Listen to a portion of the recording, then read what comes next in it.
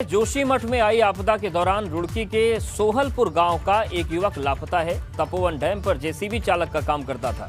परिजनों का कहना है कि अंजेज से आखिरी बार 6 फरवरी की शाम बात हुई थी। परिजनों ने बताया कि वो टनल के अंदर जेसीबी हटाने के लिए कहा गया था, मगर तभी सैलाब आ गया।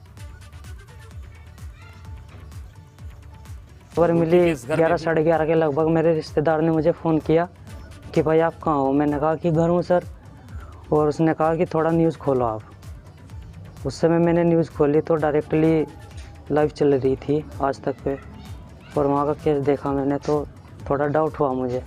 मैंने भाई को कॉल मिलाया तो नंबर उसका बंद था। उसका व्हाट्सअप नंबर चेक किया, 10-22 पे उसने लास्ट चलाया था व्हाट्सअप वाले। घर कब आएगा? घर तो वो 2 अक्टूबर में।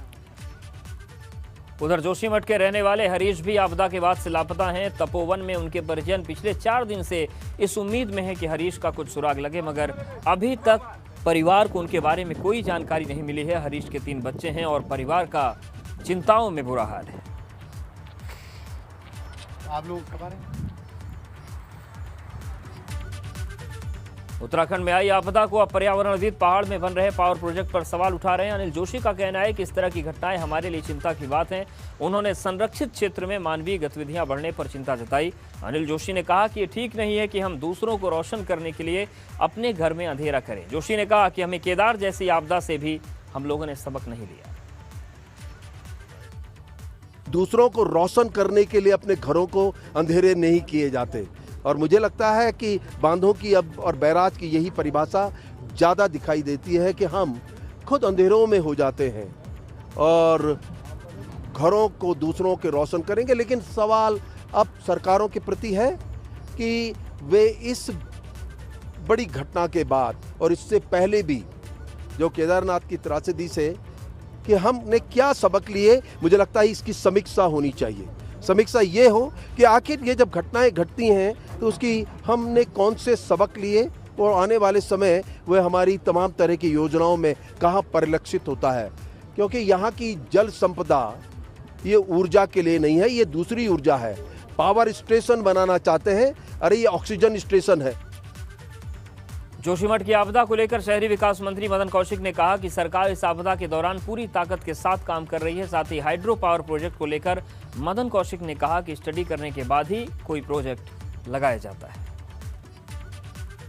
इसमें आपदा के स्तर पर लगातार वहाँ चाहे वो आईटीबीपी हो, एनडीआरएफ हो, एसडीआरएफ हो, सब काम कर रहे हैं। और वो पूरा प्रयास है कि उस टनल को पूरी तरह खाली करा के और जो मजदूर हैं उनको सही सलामत बाहर निकाला जा सके, और इसके लिए पूरी मैक्सिमम समय काम हो रहा है। लेकिन अभी चूँकि वहाँ परिस्थितियों के अनुरूप वो निर्णय लेने के लिए कहीं ना कहीं वहाँ जो अधिकारी हैं वो समय समय पर निर्णय ले रहे हैं, लेकिन अभी तक उसको पूरी तरह खाली नहीं कराया जा सका। वो तो पूरा रहता ही है। कल ही दिशा निर्देश दे दिए गए थे कि इसकी पूरी जो जाँच है वो होगी, पर्यावरण की दृष्टि से भी होगी। क्योंकि ये जो घटना घटी है ये किस रूप में घटी है, एक नेचुरल फिनोमेना है या अन्य प्रकार से क्या है, तो वो तो जांच तो होती है। अभी वाडिया इंस्टीट्यूट ने, इसरो ने अलग अलग जांच की है, और वाडिया की जांच भी कुछ प्रारंभिक तौर पर सामने आई है, इसरो की भी आई है। तो उस आधार पर ही राज्य सरकार समय समय पर निर्णय भी लेती है। तो शहरी विकास मंत्री मदन कौशिक को आप सुन रहे थे। उन्होंने कहा कि रिसर्च समय समय पर होते रहते हैं, रिसर्च के बाद ही कोई प्रोजेक्ट लगाया जाता है। लेकिन इन सब के बीच अब तमाम सवाल उठ रहे हैं। सवाल ये कि क्या विकास के नाम पर वाकई उत्तराखंड के लोगों की सुरक्षा दांव पर लग रही है?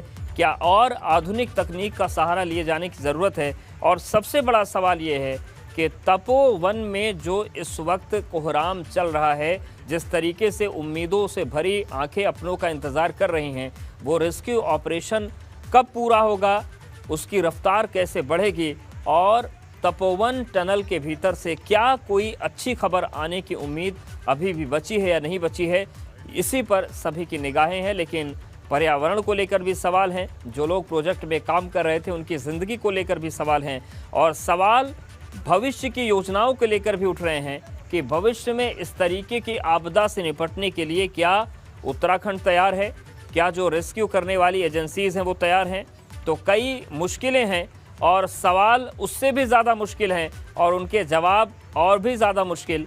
लेकिन इन सवाल और जवाब में जाना इसलिए ज़रूरी है क्योंकि केदारनाथ आपदा के बाद दूसरी ये बड़ी आपदा चमोली में आई है, जहां पर केवल चमत्कार की उम्मीद की जा रही है, लेकिन चमत्कार होगा या नहीं होगा ये भी अपने आप में बड़ा सवाल है। और सीधे हम रुख करते हैं ब्यूरो चीफ अजीत सिंह राठी का। अजीत जी, जिस तरीके से तस्वीरें हैं, लगातार आप रेस्क्यू ऑपरेशन को करीब से देख रहे हैं। आज स्थितियां ये भी आई थी कि रेस्क्यू ऑपरेशन को थोड़ी देर के लिए रोकना पड़ा था। फिलहाल क्या हालात है?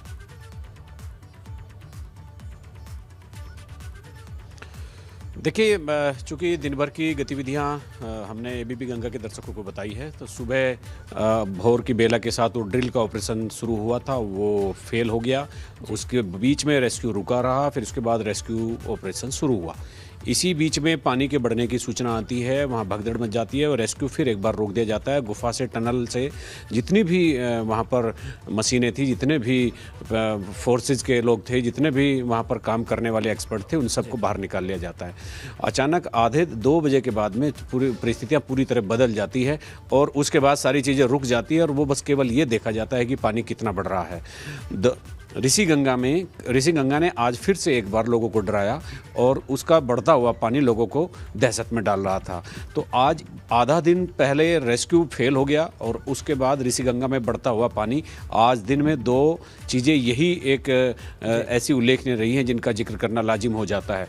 इसके अलावा कमिश्नर ने जो चीज़ें कही हैं, राज्यपाल ने दौरा किया है, विधानसभा अध्यक्ष ने दौरा किया है, ऑपरेशन में तेजी लाने के आदेश दिए हैं और कहा है कि भाई राहत जल्दी होनी चाहिए, न्यूनतम राहत एक का काम response चलता time रहेगा, होना उसे चाहिए। रोका नहीं जाएगा। शुक्रिया आपका तमाम तस्वीरें दिखाने के लिए।